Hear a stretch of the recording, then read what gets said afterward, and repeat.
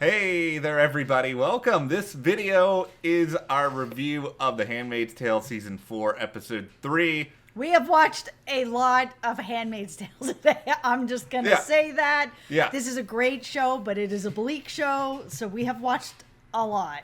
I'm gonna need like a giant burger and I don't know, some like caramelized onions and just like all. I need food after all of this. Luckily, that's what we're having for dinner tonight. Exactly. Well, this episode is entitled The Crossing. It is directed by Elizabeth Moss, which, you know, we always hear, oh, it's hard to direct yourself. So I don't know why Elizabeth Moss then turned into like Barney Stinson from How I Met Your Mother, being like, challenge accepted. I'm going to put myself in like, well, I know she didn't, but I'm going to be in like almost every single scene. Yeah, no, she did a great job. It is extremely difficult to direct yourself, especially since she is in so much of this episode. It is not easy. So good job. Yeah, good job by her. I mean, acting wise as well. I mean, she was great in this episode, and this is a very, very tough episode. I think we both still have some questions creatively about some choices that were made, but yeah, I have a beef. We'll talk about it though. Yeah, I have another beef, and I'm not even talking about the burgers we're having later. Like, you know, there's a couple of beefs we got to get to. But before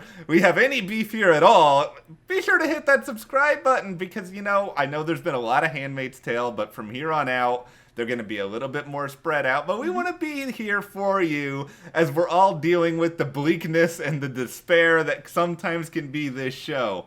Okay, so in episode 2, June got caught. Yes. And in that review, which we will link for you below, I said that I would find it very unbelievable if she didn't end up on the wall. So here we are in episode 3. Nick has pulled some strings to make it that she does not end up on the wall.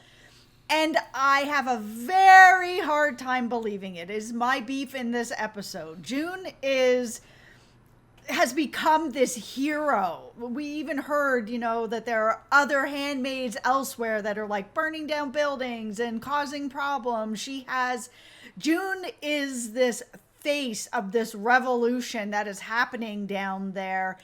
And for them to say, no, we need to be able to keep you alive because we need handmaids. They're a very important commodity here. I'm like, okay, I get that. But she is also the face of this revolution. And for exactly what we saw at the end of this episode where she was uprising again, like they needed, and I don't believe that Gilead would not have made an example of her publicly so that all the other handmaids that were following her lead would all fall into line. I just don't believe it. I have a hard time with it, and I would try to think of good metaphors to use in this video, but okay, I'm gonna give a non-violent metaphor because I love Survivor. Okay, let's say you're on a tribe on Survivor with June, and June is the head of like a big alliance here. And you need to figure out a way. I need more players on my side in order to stick around and stay alive. I want to go to Janine. I want to get Janine to work with me. I want to see if I can get this other person to work with me. But the problem is, June is still in the game. And as long as June is in the game, you got to vote out the head of the snake if you want to find a way to get everyone else out there. And I know in this case, June is really the hero and the snakes are on the other side. But you can't be able to really enact what you want as long as she is still there. So I just think story-wise, as horrible as it would be to lose June because of these monsters, I do agree with you. It's hard to buy in that they would let her live. No, people have died for way less than this, and they even said this in the episode that it isn't about really keeping the kids safe, because that was what June was kind of banking on when it was revealed that Hannah was going to die if she didn't say where everyone was. And she was like, oh, kids are the commodity here. You don't want to, they would never kill a kid. And it was sort of pulled back with the curtain. It was something that I think we all know, but no one on the show talks about really, and is that this is about power. It's not really about the commodity of handmaids or the commodity of children. It is about power over people. It's such an interesting sort of discussion here, not only just about the power, but also the influence, and how they influence June to even give up the other handmaids in the first place. Because this is a long, drawn-out, like, painful interrogation that happened the first half of this episode, and I kept thinking, okay, how are they going to get her to talk? How are they going to get her to talk and also not kill her along the way? I figured that Hannah was going to be involved somehow. I will say I did not expect it to go exactly how they presented it, so I will give them kudos to that. I was a little bit surprised that it sort of came out of what June ultimately saw and realized with Hannah. Yeah, I expected that they were going to threaten to kill Hannah. That is the only card that they know that they had. And, you know, I know that they tried other methods of trying to get her to talk, but they also know how much she's already gone through. So I kind of expected them to play their biggest card a lot earlier on. Like, I know they didn't want to bring Hannah out to threaten this because they don't want to kill a child, but they will do whatever it takes. And I think they know that that was going to be the one card that was going to have to be played, because she was most likely going to give up the handmaids. There was a part of me for a second there that thought she may actually sacrifice her kid, not necessarily for the handmaids, but for the bigger picture, but just a moment. I thought about it too. Like I did, and it's mostly just because we all know that June loves Hannah. Like that's not of course. That's not even a debate. It's just the subject of June realizes what she is fighting for, and this sacrifice, as painful as it would be, and it would be enormously painful, it would show further, you know, how committed she is to this particular cause. Yeah, and also maybe even thinking that it's a way to save her child from sort of this fate that's worse than death, and that death is more, because there was a moment there where June was begging to just be killed. Put me on the wall, get me out of here.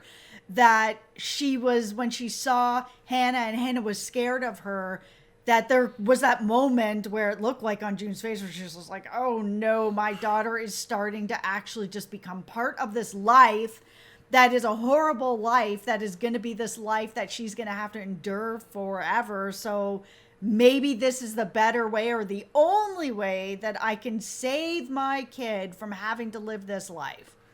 I think that moment just broke her on another level, just seeing, and we kind of talked about this in episode 2, how people who have been brought up in Gilead, I think they just don't fully understand what the outside is like they become conditioned, and that's why it's harder for people like June, who knows there's a much better life out there, who knows there is such a better way. I wish that they had maybe cut, like, because this was a long episode, this was like a full hour. I think they could have cut like 10 minutes of the interrogation stuff before Hannah, because great, we get to see Commander Lawrence again and all of that, and, you know, I love Bradley Whitford and all, but it just felt like that was all kind of a waste of time, and it was all superfluous, because we knew she wasn't going to talk, it wasn't going to go anywhere. How about you give us, like, a 2-minute update on Serena, where you drop this, like, big... I know, right? That's my beef with this episode, is that you introduce, like, really the only super compelling twist I could think of with that character at this point, and then you're just like, we're just not gonna, don't pay attention to this over here. Look, 10-minute interrogation scene. And I'm like, but I kind of want to know what's going on over here. Yeah, because that is a huge reveal. We talked about that in our episode 2 review as well. Just that this idea that had been planted by the men of Gilead, that the wives were unable to be pregnant and they were unable to bear children. So that's why they were convinced that handmaids were the only way to make all of this happen. That is completely untrue. And there are clearly wives that are getting pregnant. Yeah. And I thought there was going to be at least something about that, because we know that Fred has fallen so deep into this lifestyle that something like that might be the thing that wakes him up to realize, like, okay, maybe some of this stuff isn't true. My wife is actually pregnant. I'm not sterile either, so what is really going on? I'm sure they'll get to it, but it just feels like a wasted opportunity right now, because right now you just put these first 3 episodes out there, and obviously there's some good stuff that we're built to story-wise with June, where she just gets this horrible, just like awful news that apparently her new fate rather than death is going to be, okay, we're going to send you off to effectively a birth colony alongside your other handmaids because you're too problematic everywhere else. Brutal. Yeah. Like just awful. It was, yeah. No, that was shocking, and it really shouldn't be that there was something like that out there for unruly handmaids. But again, it felt like, okay, June needed to be up on the wall so that the other handmaids would start to get in line. Yeah. So that when they were moved to this birthing colony, that they would be in line. There is nobody to lead the resistance anymore, break down their spirit, get them working. When Aunt Lydia started talking in this scene, I already knew, okay, well, how are you going to make me hate you more? Like, what other sort of terrible thing are you going to say? Because I know it's going to be terrible. And yeah, it's more terrible than even I imagined, but... Yeah, and there's lies my last beef with this episode. Yes. Which is when they're in the car and the Guardian goes off to go to the bathroom and leaves them all in the car, sort of this rebellious group with Lydia. She does not take the chance to actually just end Lydia. And I just wasn't buying into this either. I mean, Lydia has put her June through so much that I just thought, why wouldn't she take that moment and just end Lydia? I mean, this is a really good villain and a good character for the show, but it felt like, again, unbelievable, especially because they are trying to just run away on foot. You need to make sure that at the very least Lydia is knocked out so that she cannot start screaming, which is what she did. Stop, brings, of course, over this Guardian who shoots one of the handmaids, and all the rest of them, besides Janine and June, get knocked out by this train. Alma. There's a lot of death that happens here, and okay, let's talk here about what the Handmaid's Tale producers are doing, because to use another TV metaphor, they are walking deading this situation where they're like, okay, who can we kill that will feel impactful but at the same time not kill Daryl Dixon? Okay, we don't want to kill Ann Dowd because Ann Dowd's too good of an actor. We got to keep Aunt Lydia on the show, so we will just have her be very much threatened while we then get rid of some, reasonably, I mean, they're named characters, but they're not June. They're not someone who is Janine. No. That, like, unfortunately, some of these Brianna, like her death isn't going to have the same magnitude of it. No, but she was in multiple episodes, and it's a good analogy with what's going on in The Walking Dead. I think it was Carol's boyfriend got killed, and then Matt said to me, "Oh, he's been in like 25 episodes." I'm like, what? I don't know who this is. 25 episodes, and I mean, it's still sort of the same thing here, where there are some like Alma that I do remember, and then there's some others that I was just like, I don't remember really who they are. They hadn't given them enough story, but they've been in plenty of episodes. It's just one of those situations where I get what they're doing, but it's also very, very predictable. And I just feel like this show is so good and so well acted that occasionally you gotta pull the chute. You gotta just be like, all right, this is the end. We're going to kill off this character. We're going to kill off Lydia here, because then everybody is going to be like, what is going to happen? Are you going to find an even worse Aunt Lydia? That's right. And you can have a worse person than Aunt Lydia, because she does show compassion here and there. You can bring in someone that is worse than her or harder than her, or even someone that has a softer side than her that may actually start to take us in a different direction. That would also be really interesting if there is one of the aunts that's actually willing to help. Are you ready to go on a visit to Hypocrite Hill with me for a second here? Let's go to Hypocrite Hill. I'm climbing up. All right, so here's the thing. I'm sorry I created this. Well, we end up on Hypocrite Hill. It is a lasting feature now. Okay, so as disappointed as I was with certain twists in this episode, I am very excited with where it left us, because it is sort of like, okay, We're sort of back on the run again, but now it's just like a couple of characters, and I feel like there's just a lot more expanded possibilities that kind of come with that, because you're not trying to hide like this big group anymore. Like, I'm curious as to where they'll go. I don't know exactly how this is unravel from here, but it does kind of leave you with this open canvas feeling, which I'm fine with for a week. I feel a bit strange about this whole episode because there were so many parts of it that I just didn't buy into, and I feel like we were just taking on an entire episode road to back to right where we were, except a couple of the handmaids are dead now, and they could have just left them on sort of the road. I mean, getting captured and all this stuff that happened, the only thing that really came out of it was Nick and June having this moment where they were reunited, saying that they love each other and giving each other kisses, which also was a little bit unbelievable. We've got Guardians that are standing around, eyes that are standing all around watching this. And I know that commanders get away with a lot. Yeah. But they would be questioning that and probably bringing that back to the higher ups. And so for me, I don't know. This was so far my least favorite episode of the season because there are too many unbelievable moments in it. Beautifully acted, some good moments in it.